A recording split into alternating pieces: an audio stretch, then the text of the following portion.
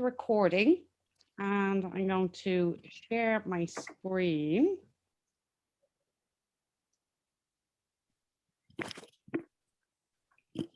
And start my slides. Okay, hello everybody and welcome to the Global Blockchain, Cryptocurrency and Trading Meetup community. Tonight is hosted by myself and DC. Please don't record, we are recording and we will have the recording ready on YouTube after the show is over. We have a Telegram group as well, which we keep as a private Telegram group. Only people that actually attend the meetups can join the Telegram group.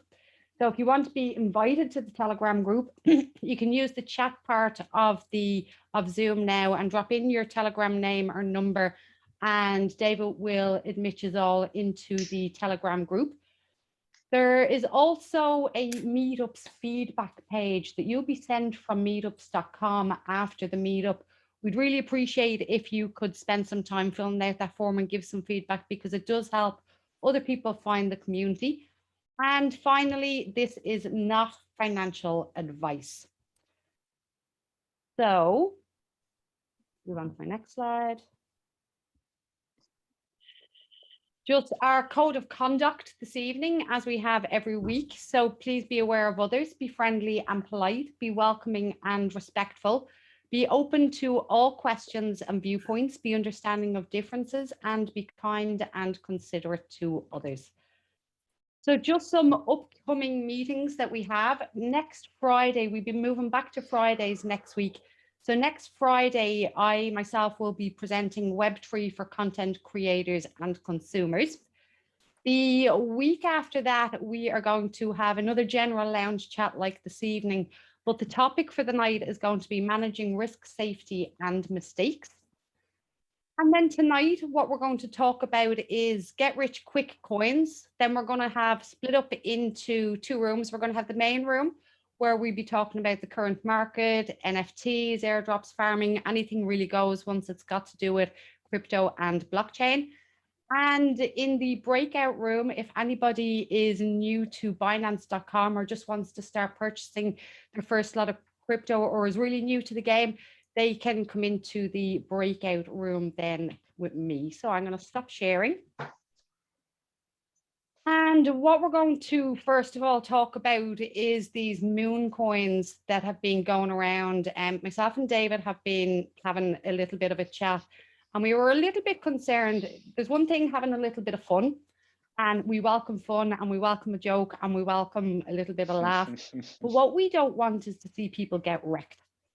And there was some chit chat going on about these safe coins and moon coins and this coin and that coin and cum coin and erotic coin and all these ridiculous coins that are going to make some people very, very rich, but they're going to make 99% of the people very, very poor very, very quickly.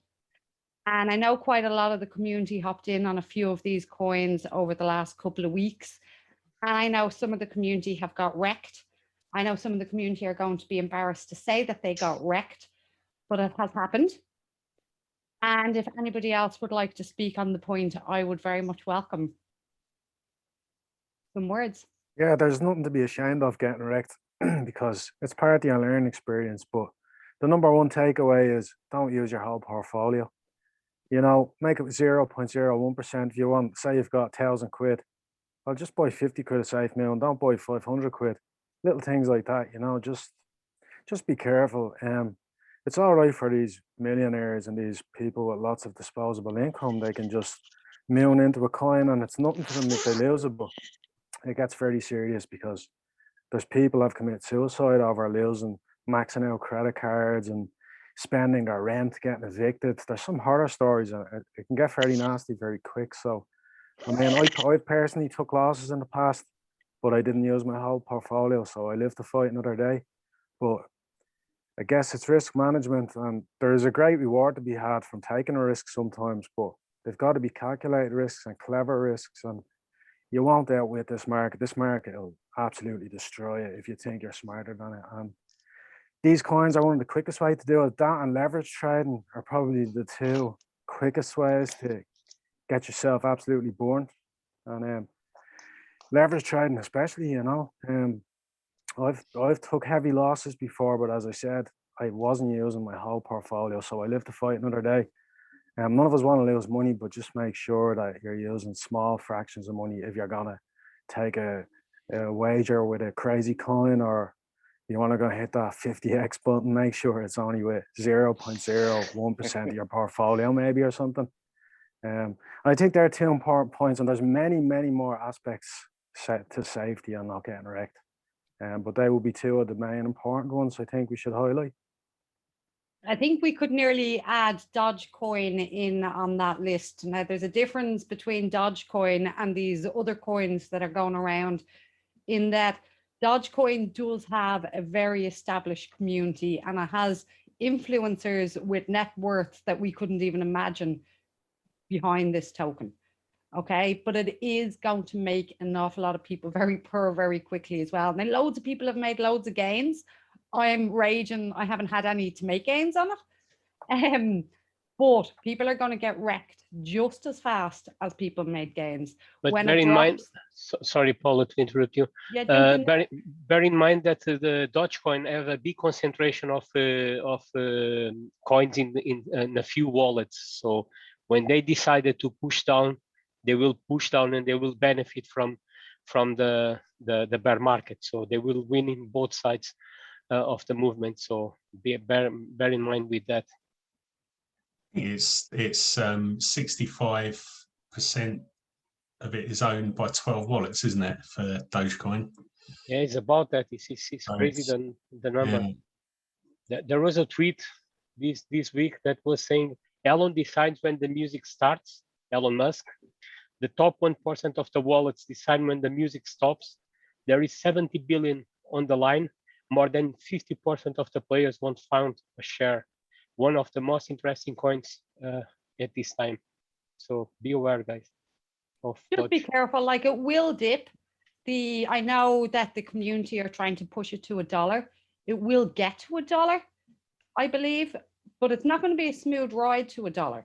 There's going to be many dumps, and they're going to be big dumps, and they'll be probably bigger than what's happening in the rest of the market, which means there's going to be plenty of opportunities to make gains on Dogecoin in this bull run.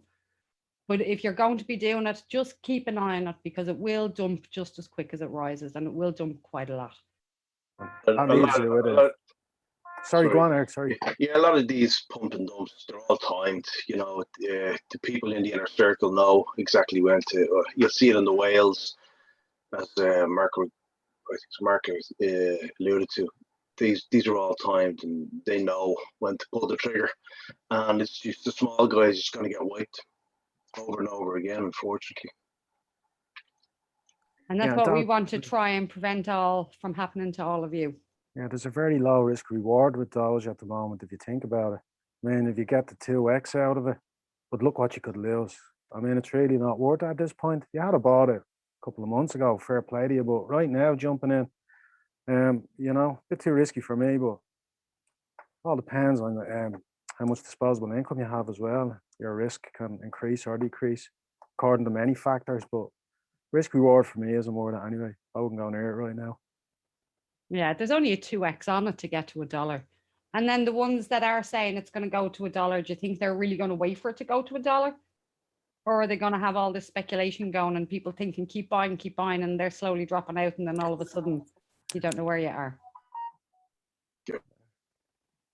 Okay. Well, on that note, is there anything anybody else would like to raise as a full community discussion before we split up into breakout rooms to have a more beginner discussion and advanced discussion? Is there anything anybody thinks? Don, how did you get on your exams today? A little bit sidetracked question.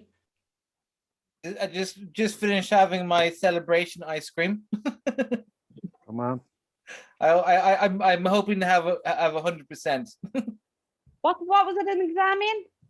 Oh, big O notation and NP problems. If I can solve the NP problem, like I'll earn like €1 million. Not in this exam, but you know, like a maths thing. It's a game theory principle. It's like probability, you know, like predicting things Yeah. based upon neural science and everything. It's an interesting field, but yeah, it's more to do with information coding theory. It's very, very interesting. It is. You know, It all ties into casinos in the trading a lot. world. Yeah, True. in the Very world, intuitive. like, you know, the Vegas casinos, the biggest profit-making casinos, Yeah. they make like a lot of algorithms on these principles, big O notations, information coding, and everything. And they earn Okay. loads and loads of cash. If you like that, Numerar, I think is Numerar, have a very interesting concept. You gain coins from solving or sending them some kind of machine learning stuff. You should have a look. I'm going to post the link here. It's a coin. Is that a Okay. trading one? I had seen that in the last bull run. Numerar. Numerai. It's Yeah. they are. I think in the back of it they have a hedge fund. And basically what they want is that you send them algorithms that pick up the next things that going to run, and then Oh. they're going to reward you against that's of that. super. If you like machine learning, I think this Oh, is really please. interesting.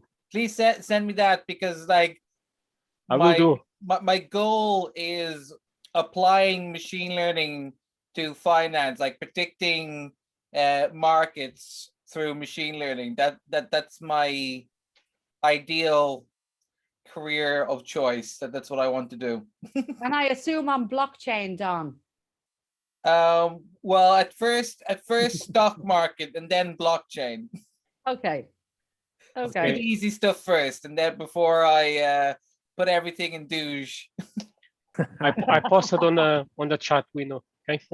Because I am one of those people that I spent a year earning money from trading and then got wrecked putting everything into a stupid game token that the team disappeared, and obviously my portfolio went down to 1%. So yeah, that's why I'm interested in machine learning and finance, because I want to create a machine that makes decisions for me, because I'm clearly bad at them. Okay, well, how many people would be interested in going into a breakout room where we talk about exchanges and Binance and stuff like that? Put your hand up if we have enough people. Oh, 1, 2, 3, yeah, 4, 5. Okay, I will start a breakout room, and I will let participants choose.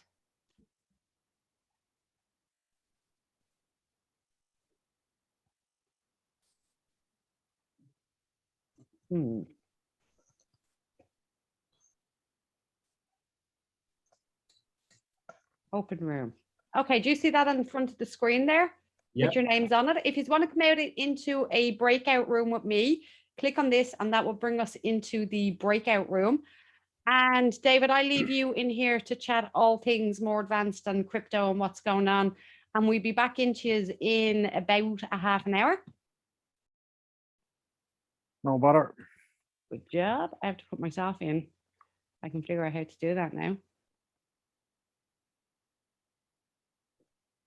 Join.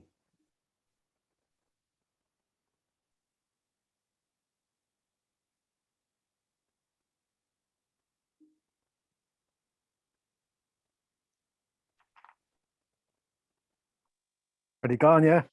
He's still here, guys. Yep. Trying Yep. to get in.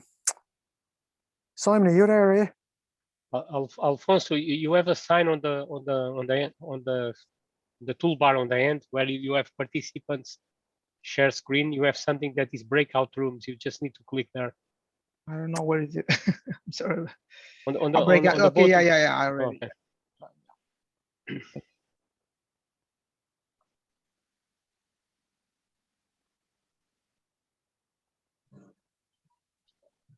So where are we going to start, David? I was going. Simon was telling me something interesting there on a Telegram. About the guys from Phantasm he's going to get on. So I was going to pick his brains more about that. But in the meantime, I'm just looking at the worst red candles on ETH and Deus. Huge red candles.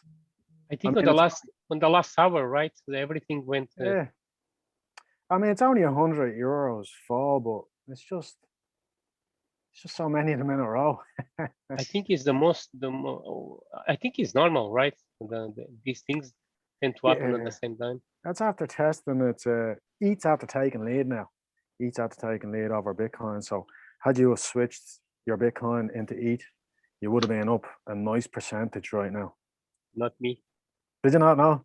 Not me. I put my money on Neo, BCH, Link. I'm studying now an entry point on Dot, on which one is the in Sol? Yesterday, Dot ticked bullish on all the RSIs and everything. Well, if you said the other day on the chat, because I'm just having a big eye on the chat, and I could see your words that you said that all the 20 coins going to run because the people are taking profits from. Yeah, Bitcoin Cash doing quite beautifully. I missed the entry on that. I'm just in the sidelines, and it's still early though because I stopped looking at the dollar chart and I flipped onto the Bitcoin Cash versus ETH chart, and it's only started. It hasn't even started yet. So I think close to meeting the Bitcoin Cash, you still have a chance. It's still early. The other day I put my money on Ether Classic. Yeah. And I started to discuss with people, and the people said, "You are crazy. That is coin, whatever." I took my money from there with a profit of 10%. Yesterday I put the chart and I was knocking my head on the just wall. Keeps going. Just keeps going. 10 times already. 10 times up. But that's such an indicator of the type of sentiment that's going on now. Fundamentals are out the window. It's crazy season. There's a lot of new people must have came in, and at this point, it's crazy. Anything could pump, Fundamentals mean nothing. But for now, it's the top 10, the top 20, and the money will cycle down then to the next. It's actually already happened. You can see that the money starting to filter down now into the top 100 and that, and then the small coins are still a bit sleepy, except for the crazy scam coins. But I start to move my money to that coins because I follow some places on YouTube, and they start to sell that to tell that the market moves first. It's Bitcoin, second is Ethereum, and when Ethereum start to run, you should not take that ride. You're going to look the top 20, 30 coins that are there, and you're going to put your money on that coins because they're going to be the coins that are going to run after. And it was what I did a couple of weeks ago. So I positioned myself to this run. And now what they say is you need to start looking immediately to the next run that's going to happen, because the runs happen on stages. So when the top 20 is running, it's too late already for you to take the train. You just look the other ones after. Yeah, there's huge volatility lying ahead as well now with this, because of all this crazy money and all the people that are just jumping in now, and they're like, obviously they are million boys. They don't care about Bitcoin. They don't care about Ethereum. They don't give a crap about DeFi. We all know, people are in the space a long time. We know the DeFi is in the future. It's just going to take over. But these people they don't have a care in the world about any of that. So they're just looking at Ethereum Classic. Oh, cheap Ethereum, lovely. There's a couple of them. Bitcoin Cash. Oh, that's a cheap Bitcoin. That's going to hit 60 grand. Get it. And this is the same with coins similar to Doge. When they see a lot of zeros behind the zero, the point, they think, oh my God, this is a very good opportunity. If this comes to $100, I become millionaire. And they jump on that kind of coins like Dogecoin without any focus, nothing. So we just need to be lucky to be on that coins at that time. It's interesting though, because a lot of this is coming from social media, isn't it? And you've got groups in Reddit and TikTok, all those sort of things, which are influencing what people are buying and pushing it. And if you get like a critical mass of people that all of a sudden invest in it, it's going to push the price up. So it's just interesting how it's changed the dynamic a little bit. And I think Doge is probably the biggest example of it.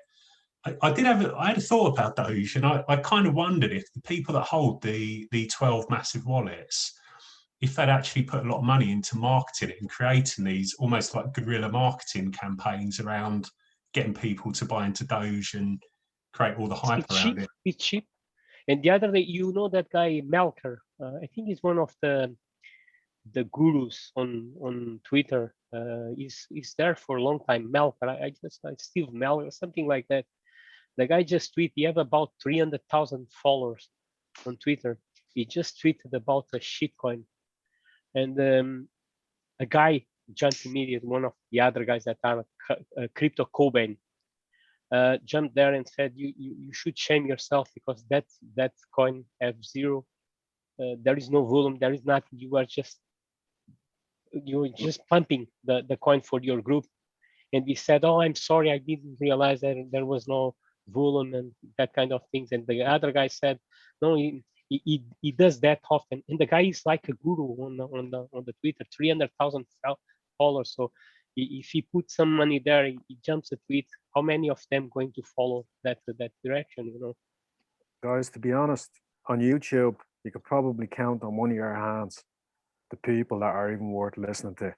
I mean, I'm not going to drop any names here. We all know there's these people on YouTube, and it's just like an infomercial for Bybit or Femex. And just don't listen to these guys. They've probably got millions of quid. A million quid is nothing to them. You know? Fat Boy Crypto winds me up like nobody's business.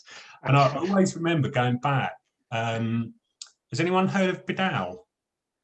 You're going back there, yeah. He basically did a whole video shilling Bidal, and it was literally go out. You've got to buy this coin. It will make you. It was literally like a proper sales job on it. Didn't say anything about he'd been sponsored by the team. Next video, he got so much heat for it. Where I think he'd been paid 5 Bitcoin to actually promote it, but he hadn't actually said he was promoting it. Yeah. And Bidal has done.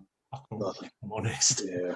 So yeah. There was a Twitter today saying they receive in today's money they receive about 25K just to give some tips about that. But if they talk more, they receive much more. And there is a loads of people doing that kind of job. And they told me even saying certain kind of venture capitals. They just accept to jump on the projects. Even they don't care to analyze properly the projects. They just jump in on the projects. If they have a special conditions, you need to be attention if the money, the tokens will be locked for a long time. If they are not locked for long time, they didn't have the proper research on the project. They just wanted to get in, get a position, and they take the chance of the coin do 100x, and then they make the profit and they come out. I think it's the same with all of them. I think with other ones, like you got Crypto Zombie and stuff like that, and a lot of the stuff they say, it's really interesting. If you watch the videos, it'll be, yeah, this token, this could go up, and then a little bit later on they said, yeah, but of course it could go down, and then the following video, it's like, yeah, I called it. Two ways. So, Jay, sorry to pick on you there. I was just interested in what your view was, Jay. Me on all this sort of stuff. Every day I'm on social media, there's a new coin. Like I sent one to Dave last week. It was Dogecoin spelled backwards, EGOD. Like all the people I sort of follow on Instagram now, they all have massive followings, but they're all pumping these coins every single day, and there's a new one every single day. And the thing they're doing that I find crazy is they're blocking the comments. So nobody can actually go on and say, yeah, I've already got this and I've got wrecked. You know what I mean? Like it's pointless doing it. So they're blocking all that. But every day there's a new one. So like even the ones I was sending to Dave the other day, I'm in a different group. Cummies coins, Cum Rocket, all this sort of stuff. Erotica coin. Every day there's a new one. So it's getting crazy out there, to be honest with you.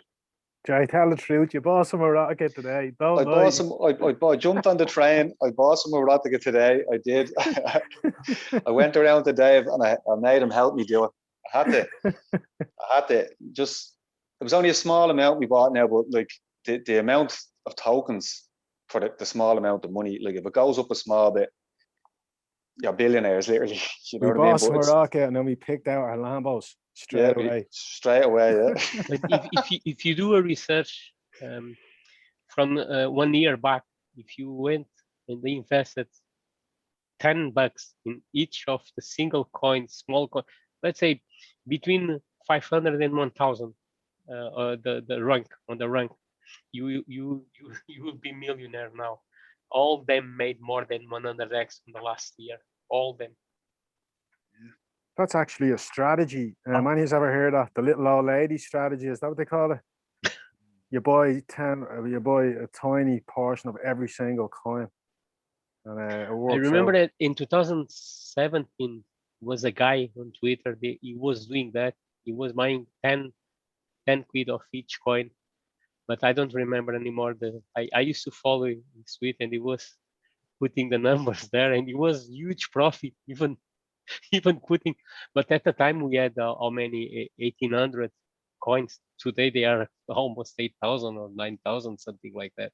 I think today is almost impossible to do that. Yeah. How are you getting on, Eric? Are you busy during the week? Ooh, myself.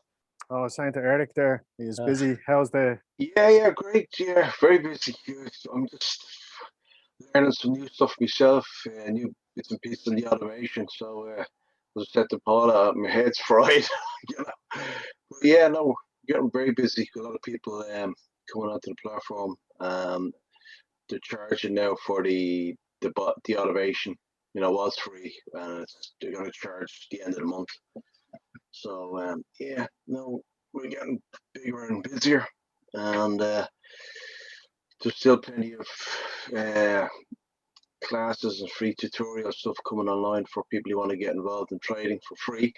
So if anybody's interested in that, just go and jump on. But the focus is on the automation and on the bots for sure. You know, takes out all of the, well, not all of it, but takes a lot of the risk out of it. You know, some of these the hits and the percentages are just off the charts for some of the coins.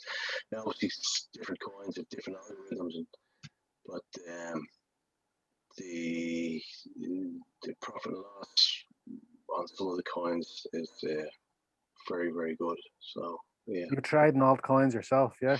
Yeah, I'm doing my own. I'm doing stuff on bots, and I'm doing spot on ETH at the moment, and Neo. I think when you said Neo, I've got a link on as well, and leverage. I only do low leverage, you know, max. Yeah.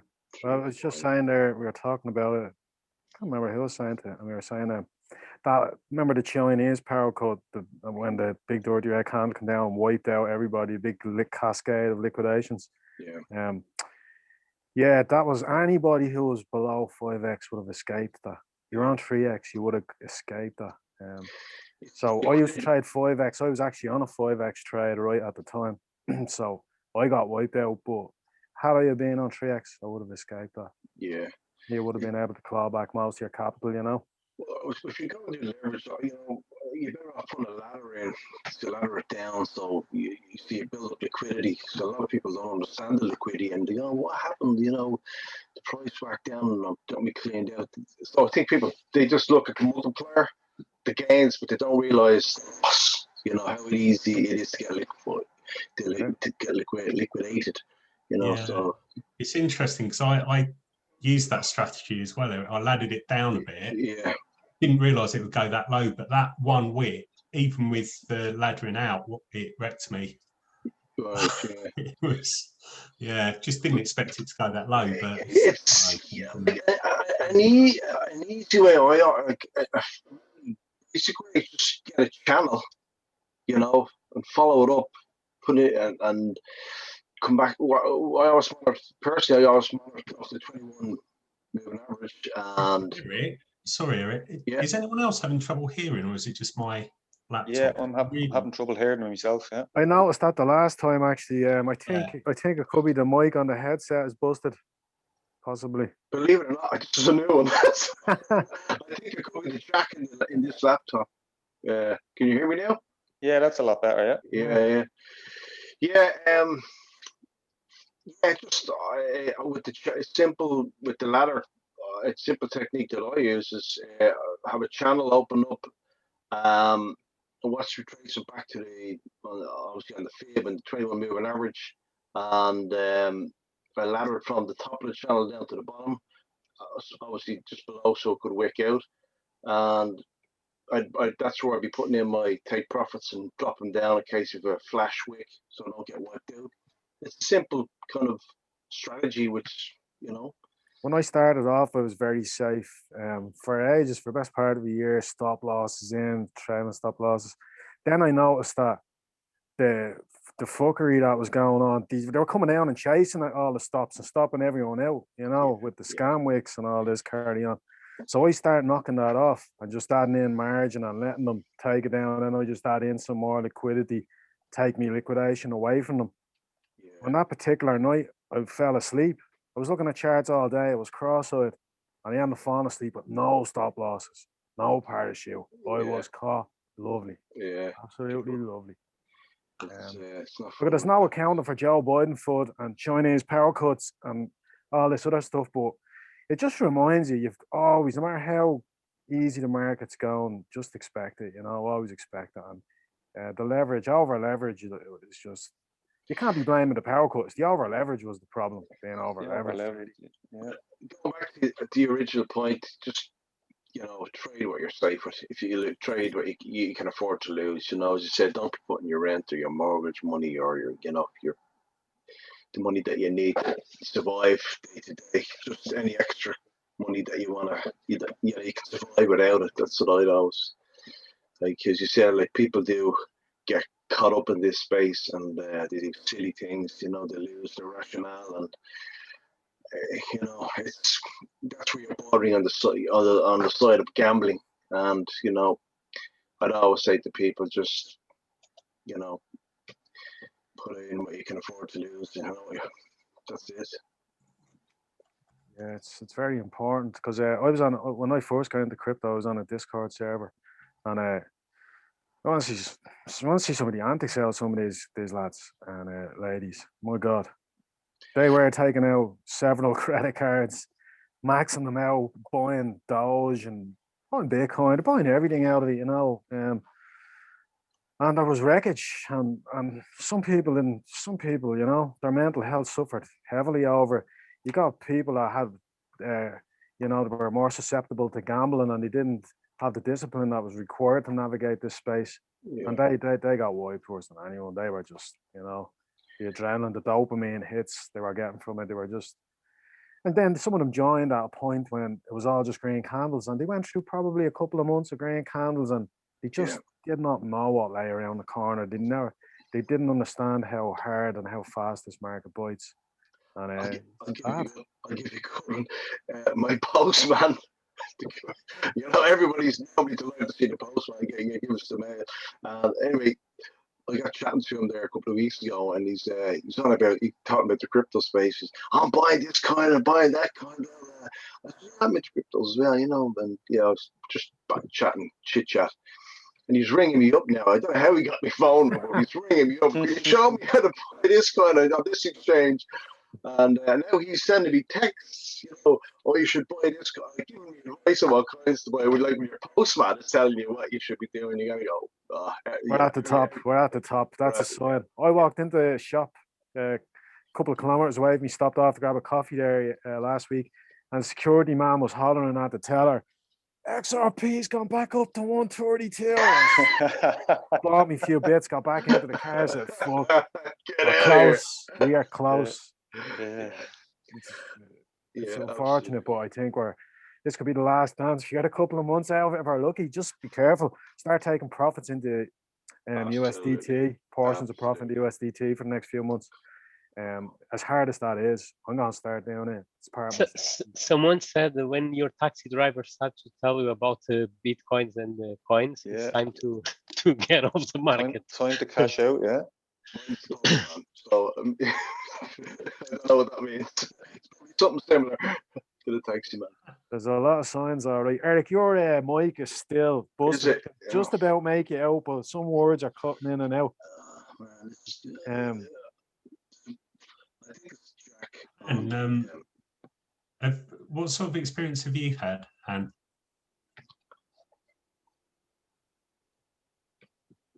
You're on mute if. No. So ask me a question. Yeah, I'll ask you, Don. How are you getting on? Because you were looking at a couple of speculative ones, weren't you? and you were doing a lot of liquidity farming on Pancake. Yeah, Pancake Bunny, and Cup Finance. I just decided for myself, like I said before, like I had the history of like I was making money trading, I got wrecked, gave it up for like 2 or 3 years. Last year I made gains, and then I made a stupid mistake of following pump and dumps. I went, oh, that just kind of just wasted all my effort that I that I built up the year before.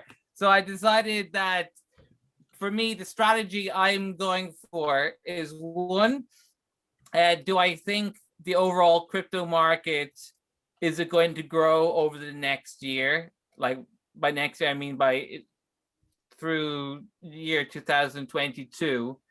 If I say yes to that, then dollar cost average is going to be on my side. That if you buy, I guess, any of the top 100 coins randomly at any point in time, you will most likely will profit in a year anyway.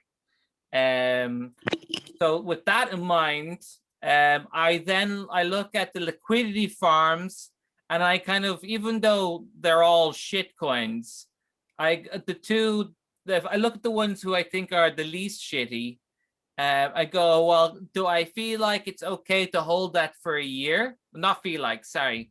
I look at the charts and I go like, am I comfortable holding that for a year? And if the answer to that is yes, then I'm fine with putting my money in that liquidity farm, because the liquidity farm is, an easy 1% gain every day, which for me is less nerve-wracking, because now I can just leave. Now that I'm happy with the way that I've set up my liquidity farms, I haven't looked at any charts since Monday, and I've decided for myself that I'm just going to look at the charts every Monday. I don't look at them every day. So that's why I went with the liquidity pools. So I kind of like look at the trading for the long term for the year, and then, and then try because one of the problems with the liquidity pools that I was thinking of is that if you put all your money into liquidity pools, half of your stash is either going to be in Binance Coin, USD, or Binance Coin. And I realized that if I have half of it in USD, what's the point in holding USD for a year? Like if I think there's going to be a downward trend, then balancing out USD makes sense, but it doesn't make sense if I think it's going to, if the trend is going to continue for a year. And then, so holding Binance Coin for a year does make sense, but I'd rather hold Cake or Cup. So I have one chunk is just a Cake pool. That's with Bunny. I just have the auto compound with Bunny with my Cake, because I'd like Cake as a project, and I would like to hold a lot of Cake. And then the rest is liquidity pools, because like I said, that let's say if I've got 2/3 of my portfolio in liquidity pools, half of that is going to be Binance Coin, which is a little bit irritating. And I think as well, the other thing that worries me about the Binance Coin is when we start getting all the maybe some of the Binance Smart Chain people going back to Ethereum, because the fees have come down massively. I don't know if anyone's done anything on Ethereum through MetaMask or something recently, but it's a hell of a lot cheaper than it used to be. And the main selling point of Binance Smart Chain, because it's a lot more centralized than Ethereum, is the fact that the fees are cheap. The projects on Ethereum, there are some really, really good ones. And I mean, if you look at stuff like, Aave or Compound or something like that, you can see some of the yields you can get on some of these stable coins. And I think for me, what I'm thinking is doing the liquidity providing, doing the farming, but I'm starting to gradually move stuff into stable coins where I'm getting it's not going to be the same return as you get in Pancake Swap. It's kind of like 8%, but it's a stable 8% on a stable coin. I know whatever happens to the market, I'm okay with it. And if it really came to it and everything did dip, then I can go and take it out, buy back in. But it's interesting seeing what's happening with a lot of the DeFi at the moment, because I think as David said a bit earlier, it's one of those things that's going to be a really big thing, and I think it's going to make a resurgence from when it dipped a bit last year. And I think there's a lot of opportunity out there. And looking at stuff like Uniswap v3, I was trying to work out how to add liquidity to that, but there are still gains you can make. But it just worries me, Binance Coin, when it does start to shift back to Ethereum, what's going to happen to the price of that coin? Because that's its main selling point at the moment to me. Don't know if anyone else has got a view on that, but yeah, I totally agree with that. I think Binance will, during the bull market, do well, but when the chips are on the table, 80% of DeFi and NFTs are all on Ethereum. I don't think it stands a chance. I think people are sleeping on the Ethereum network altogether, unless, of course, Cardano blows them out of the water and Polkadot, but that's another story, and I think they're still a bull cycle away from that, hopefully. So I'm more into ETH than the other coins myself. I'm not ready. I'm not convinced yet. Carlos, was there anything you wanted to chip in with? No, to be honest, not really. I was just listening very carefully to what you were saying. I still think, and because I only joined crypto this year, Binance is still quite attractable. We don't have any historical or a past that can link to the Ethereum chain. Eventually, if things go well, they'll come back again. But there's a lot of new users that just got used to Binance, all the projects and how things operate in Binance. Binance is trying to move on to NFTs, putting a lot of effort into that. So yes, I think that the narrative that you just presented, I think is going to happen. But I think Binance will grab a slice of the cake and will probably keep it. So because there's a large number of new users. But you know, it's all like everything in crypto. It's difficult to see exactly where things are moving. Also because there are a lot of new coins and new projects. When you look at the previous cycle, there was only a small group of sort of viable projects, and now there's so much stuff that it's even difficult to have a notion where what is all this? You know, you hear so many new things that you're like, wow, you know, does all this has feet or legs, better said, legs to walk? And probably a lot of them will. So I'm sure a lot of them will also fall, but there will be some that, despite Bitcoin crash or not crash or cycle ending, there's a structure there, so that something will remain and something will be able to move on. And it's in the middle of all this. It's difficult to have a clear perception of what will remain, what is stable and has a structure. It's difficult to have, especially for I don't have a lot of perspective in crypto yet, so you know there's quite a lot of points that I'm still trying to understand.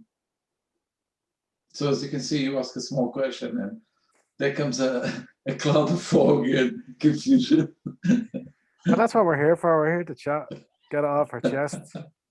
Have to talk to this stuff. Risk management, Yeah. Carlos. But having said that, I invested small amounts in quite a few coins, and I do understand they give you headaches, but the top ones, they seem more or less stable.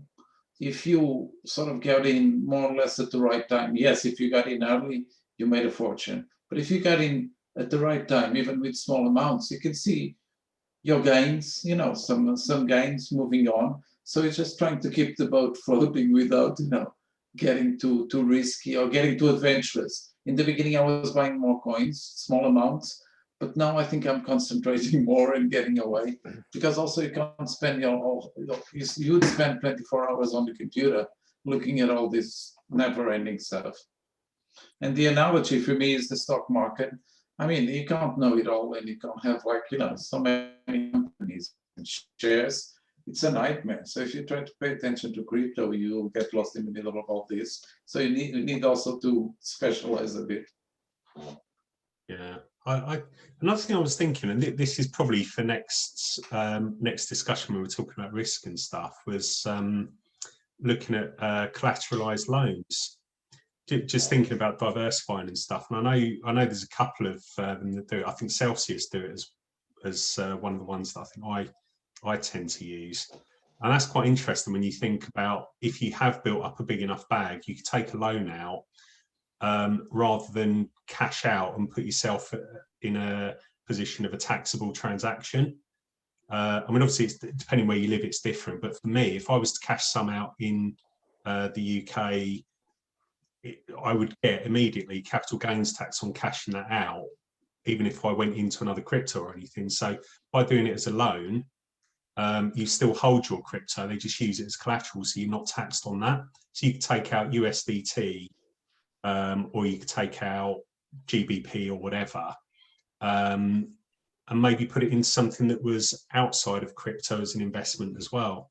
I just thought it was interesting looking at, maybe for another discussion, what sort of... Yeah, I was looking at that heavily myself over the last few months, looking at the different rates. Celsius and BlockFi's rates aren't as good, but BlockFi's kind of around a bit longer. I don't know. Celsius is safe as houses, though. Alex Mashensky and co. You have a Nexo. Swissborg as well. Yeah, Swissborg is amazing. Yeah. In Nexo. I've never used that one, Marco. They have an interesting tax rates. Yeah, I've used Swissborg. If you have a pro account on Swissborg, you don't even get charged transactions, you know. You need to have a fair enough holding though, but it's well worth it. I mean, I think it makes sense. What's the point in spending an amazing, the best currencies, two of the best currencies that was ever invented, let's say, ETH and Bitcoin, are the two best stores of value? Why would you spend that? I mean, it makes all the sense in the world to lock that up, anti-collateralized loan, as long as you're not jumping onto Femex and throwing it on Doge, you know, on a 50x leverage, obviously. But, you know, if you were just going to invest in some really safe projects with that at the start of a bull run, right now to do it might be a bit risky. You'd be, as Paul would say, you'd be double dipping. So maybe at the start of the next bull run, just save your assets and, you know, buy more assets out of the loan. That's a play I'm going to use for the next cycle. I missed it this time. If you have enough, if you take enough with some of the exchanges, you could live off it. You know, you humble. You know, it depends what your lifestyle is, but you could live off some of the. Eric, your sound is getting still worse. gone again. Oh God! Sorry. I'm going to change mic. I get what you were saying, and one of my friends, well, it's a friend of a friend actually. It's his neighbour that does. Funnily enough, it does his gardening and stuff. But he's got something like 400,000 Zilliqa, and I love Zilliqa, and but that's a huge amount. But the staking they do, you get something like 15%, and he was working out how much he'd be getting as an income from that, and it worked out something like he'd be getting 40,000 Zilliqa a year or something like that, which would work out at about, I don't know, $10,000 or whatever. But when you start looking at all the different things you can do and you can generate like passive income through them, it's a really interesting, compelling thing to kind of get you staking things and keeping things there longer term. Only danger of it is obviously the income you're getting from it, market volatility. If you do have a 95% crash, then that's your 95% income that's crashed as well. Yeah, it wouldn't take much to get liquidated, and a lot of people got served. Anybody, let's say we're back to this Chinese carry on there a few weeks ago and everybody got destroyed. Had you have been alone out at that point to the strength of your Bitcoin, you know, think of how that would have went. You don't have to drop 100% to get a liquidation letter. At that point, you're on a 2x leverage essentially, because you got the assets and you've got another version of the assets in USDT or wherever you took it out. So that's a 2x leverage essentially. So 50% of a drop in the market and liquidation letter comes through the door, and BlockFi takes your Bitcoin and takes your ETH off you, and you've no 100 grand left, or you've 50 grand left. It's not great, you know. But so that's why I would never do it at this late in the cycle. But I would definitely think about doing that at the start of the next cycle. It might be. I mean, just thinking about future meetings. So I think the loans thing is definitely an interesting thing to look at. because someone I know did it to buy a place to Airbnb, and like used it. It was something like a quarter of what they had was collateralized. So yeah, it was still a risk, but the risk was a lot lower. But also maybe looking at stuff like staking rewards, and looking at the different options for staking stuff where it's you're not risking it because you're not leveraging it or anything, but you are getting a passive income from it. I just thought that might be quite a good subject to look at. I think it's extremely interesting, and if people start thinking in that frame of mind, they'll always have their assets, you know, provided they do it right and they do it safe. And I think it's very interesting. I've been looking at it for a while now. And I was thinking to myself, I was saying, oh, but you're getting into double jeopardy there. But I suppose I've no bother going on Bybit and throwing in a 5x leverage. Well, I used to have no bother, 3x from here on in, ever since the last time. But yeah, you've no bother doing that, yeah, you know. And then your assets are at risk. I mean, you get caught on the wrong side of a trade, your assets are going to evaporate. You ain't got them at the end of the trade. So, you know, it's no different, really. It's safer if you ask me, because 2x is very hard to just hit on exchange if you're into leverage trading. I think, you know, as well, if you are trading in some sort of form, you got to take profits. You know, and with those profits, okay, you know, either invest into different projects or coins, or just take some form of, put it into the USD, put it onto a crypto.com card, and live a little bit. You know, I think everybody, we're in the bull run, but I personally, you know, I'm going to take some profits out and realize it and use it, because that's what it's there for. Because you know, we don't know what's going to happen in this whole digital age. We all wait in 5 years' time if some law comes in and everything's gone. So I personally would have the point of view of taking some profits and using it to enhance whatever I want to do in my life, and enjoy it, you know, because you do all put in the time, put in the effort, you know, study the markets, you know, joint meetups to learn about this subject. So you know, you can hodl and you can predict, or, you know, make an assumption what way the future's going to be, but at the end of the day, you're kind of living in the now a little bit. So I'd be inclined to, trade sensibly and take out profits and realize it and enjoy it. You know, life's short, lads. You know. Very true. And when you win against the exchange, you don't mind spending. You actually should pay yourself, because you're in the small percentile of people who didn't. Because as we know, the market is engineered to take most people's money most of the time. Very few people realize profit at the end of each day. So it should be celebrated. You should treat yourself. It's important. It is stressful because, as I say, like, there's a lot of red days and you're looking at your portfolio falling off a cliff. That's stressful. So when it goes the opposite direction, you know, look after yourself. Definitely. Something to be said for that. Just don't use Bitcoin to do it. No, yeah, but you know, if you make good gains, you know, take it. You know, go on a holiday. You know, get out to Portugal, go to Spain, go to Italy. You know, enjoy yourself and come back and start off refreshed. You know, I don't know, or travel around the country. You know, whatever floats your boat. Definitely, because we can all make a little money now and again, but every one of us is going to lose some money at some stage. But even with small portfolios, the people that have small portfolios, if you take some profit when the coins are going up, you can use then that small amount to invest in another ones, and you still have that ones to the run. So I have a friend that he started some months ago, and he was really happy. That Tron was firing up, and the Iota was firing up, and I told him, take some profit, invest in another ones.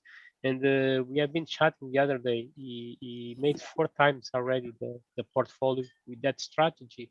So you take the portfolio, you invest in another one, and you do next. Of course, when you come to a level that you have some money that it worked already, of course, I would follow the advice of Eric. You would reward yourself for the time that you put on this, and you will be much more happy, of course.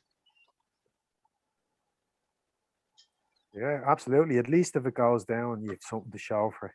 Yeah. If you did, you know. You had some fun on the Yeah. journey. Yeah, it's Like, important. it's not a cycle at the end. At the end of the day, you know, everything works in cycles. So we don't know where, like, there's so many different points of view when this cycle's gonna end and how long it's gonna go on for. And hopefully everybody period does well and makes profit and takes profit. But why not give yourself a reward and say, okay, I'm gonna go on a holiday. I'm gonna do what I need to do. But I agree. Definitely take profits and invest them in other lower cap coins or coins that you feel that are gonna. You can grow your portfolio, or it's a tradable coin that you like to trade. You know, so it's all again how you allocate your profits from my point of view. Anyway, you know, you have some that you're trading capital and you have your you know, certain amounts of your money that you're going to put into new projects or new coins, and then if you have any left over, that's your profit, you know. And never chase greens. So no, let them come down. Let the market come to you. Take the red ones, because one of the things that I see, and I did that on the past when I started. I think everyone does that on the start. You see the things going up, it comes down. Two, 3 times you say that, and then in the head, oh my god, I need to jump in because he's flying, and then in the moment that you put your money, the next day start to comes down. Yeah. So never chase the greens, and if you jump out of the coin because you decided that was time to jump, and if the coin's still going up, let go up. And if you want to get in, wait that the coin comes down again, and do that retracement. So that was things that I learned with the time, and now is paying off. And even when we talk with new coins, I don't jump in immediately. I go analyze the coin. If someone tells me about a new coin, and I analyze the coin, and I set up a point to entry. It happened with the Eng. I lost the entry point just because of this. I said that I was going in on that. I lost the trend, so I went to another coin. There is plenty of coins for you to chase. You don't need to chase that specific one. So you have to jump off, Simon. There. Yeah, sorry guys. It's good to catch up. We'll see you next next meetup. Yeah, nice one. Sure. Thanks Yeah, again, talk to you Pat. soon, Simon. Great to Yeah, catch up. good, man. Thank you, Simon. Cheers, Simon. All the best. Bye, bye. Yeah, guys. Another thing as well. I mean, a lot of new people coming in here. They start with small portfolios, and rightly so. But then they're trying to do all the strategies at once. I mean, you can hodl, you can trade, you can invest. So when you're flicking, I mean, it's important to stick to a strategy. So like you see people and they have their separate portfolios. They're in the game a while. They've got their hodl portfolio. They've got their trading portfolio. They've got it all laid out. But most new people don't have that luxury. So and when they're hodling, I suppose they need to kind of stick to that strategy and get the right entry points instead of, as you say, buying these big green candles. And that's another surefire way to get wrecked. Doesn't matter what the coin is, buying greens and selling reds. You won't last long. I think the colleague of Eric that was here last week, he said something that is really interesting. Is everyone can make money with a strategy, and following certain kind of rules. So if you do that, you apply a good risk management, you start to grow slowly. 100x is a luxury. If you do it, but you don't do it often. So the traders normally don't have that luxury. But don't chase that 100x every time, because if you do that, you'll be wrecked at the end of the day most of the times. 100%. Yeah, it's the volatility is about to get really crazy, and most people that are in here since last March onwards haven't really got a good sniff of what's about to come, and it's about to get nasty. There's going to be some serious shakeouts. There will be 100x's, there will be 50x's, but there'll be way more percentage of shakeouts before and after that's realized. And Yeah, it's about to get rough. It's always at the end the ride gets the roughest in crypto. So, and I do believe we're kind of in the last stage, the last dance, the last cycle. Maybe we get till August out of it, maybe we get to October, maybe we get to Christmas. We might even see January, February. But one of these mornings, we're going to wake up and it's all going to be decimated. You remember that end of January of 2018? I was Yeah. taking the plane to Portugal, and when I arrived in Portugal, I was like, what happened to all of this? So no, it's crazy. When it goes down, it goes down, and I was lucky, Marco, because I actually me too. I Me bought too. crypto years ago, but I was using the Bitcoin to buy something else at the time, and that was my introduction to crypto. So I didn't really care about holding or investing. It was just a means to an end, and then eventually I studied it for a year or two, and I missed all the craziness of 2018. So I was able to get entries after the dip. I was quite lucky. Yeah. I was not lucky at that point. I was lucky that I haven't lost my position, let's say, because in fact I had my portfolio with good coins, but it was just a lucky point because I didn't have any knowledge at the time. I was just following information from everywhere, so I was lucky at that point. So Yeah, I mean, there's going to be some casualties coming out of this next one. I don't know why I'm even laughing. It's not even funny. It's sick. It's a rough all game. But yeah, just stay safe. Just be careful. It's so easy to say, but we're all human and we all suffer with the same emotions. And we just just have to be careful. Can't say it enough. Sometimes you need to get slapped to actually see. Sometimes you need to get a bit wrecked just to make you Learn a realize. lesson. put We're manners on back you. in. Say nothing. Say nothing. Don has his hand up, I think. Sorry, Don. Sorry, we're waffling away there. Your Can't mic hear is you. off. You're on mute. Yes, sorry. Oh, there you are. Few months of using Zoom, and I still do this all the time. I just got curious where people are. Where do people think we are in the market cycle? I think this is the year where everybody can say, "Oh, well, cryptocurrency, while it's still the Wild West, it's definitely forever going to follow pretty much a 4-year cycle, or at least, like gold and silver, like it follows at least a pattern." Later on, at some point, hopefully sooner rather than later, I'll finish programming my charts. I tend to think that the peak of the bull cycle is next year. Of course, I could be wrong. But if I was going to gauge things on an emotional level, most people aren't talking to me about cryptocurrency. It is on. I do notice it in some financial news media, but I don't notice it being talked about in mainstream media. And even with the current, all the moon coins and all these kind of things happening, I don't think mainstream people are getting into that yet. So Okay, well, here's the cycle chart, Don. Okay. Which may be of interest to somebody. Now, be very, very careful with the scale on this particular chart, okay? The early days, back down in 2012, we can see the scale is going from $3 to $13, okay? But then the scale up here, we start moving 2,000 between brackets. It starts doubling between brackets. So be really, really careful with the scale and what you're looking at here. Okay, so the cycles that we've been having have been based around the halving. So the halving we had last year, okay, and it's the year after the halving that traditionally we have had these number ones. Do you see these number ones here? Yeah. These are the year after the halving, okay? So this chart is a little bit old. It was done when we were only at 31,000. We're now up to nearly 60,000, okay?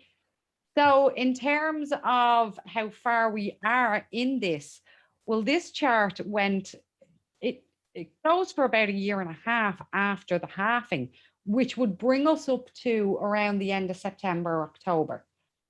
So now that's what the experts are saying. Others do have longer. Some people are saying it'll go past Halloween. Others are saying August. We're deep in. We're deep in. We're nearing towards the latter half of the cycle. I mean, look at ETH has pumped a 20x since this time last year. When you start putting it in perspective, look at the coins have been exploding. It's frothy out there. We're coming towards the last dance. I would say. So by looking at that that chart on Hacker Noon, the number one cycle should end in 2021. Yeah. Okay. Yeah, I mean, look at it could end tomorrow. The right piece of food could bring this whole speculative bubble, which is what it is. I mean, I wasn't heavily invested in it, but it is a speculative bubble. Most of this tech is highly overpriced.